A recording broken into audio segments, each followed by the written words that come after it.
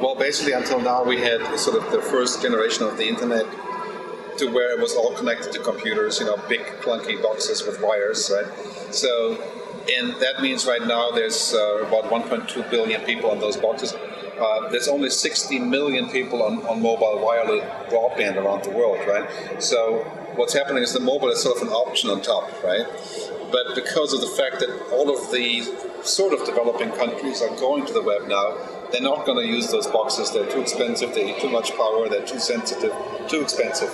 So the smartphones and web-enabled devices will take over. So in the next 3 years, we'll see that pyramid flipping to where the dependency on the computer is gone, is going to be more on the top. The special thing will be the computer. Right?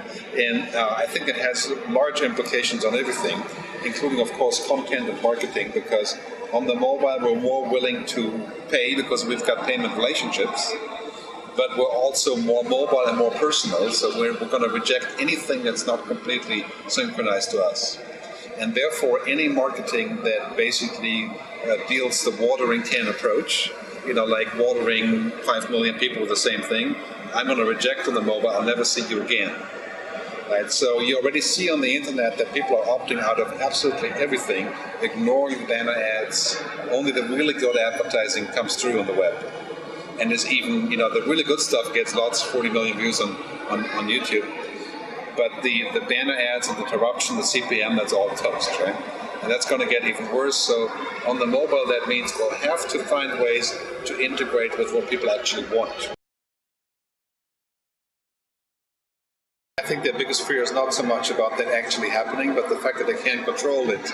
I think if you look at what's happening is if we are moving into a mobile web where we have 1.5 billion people and then and right now there's 4 billion people on mobile phones. So let's say pessimistically we'll have 2 billion connected on broadband devices. I mean, if you're a content provider and you're thinking that your premium content won't be paid for, that's highly unlikely given the mass of people that want it, right? The question isn't so much if they would want your premium content, but what's the deal, right? How do you get it to them?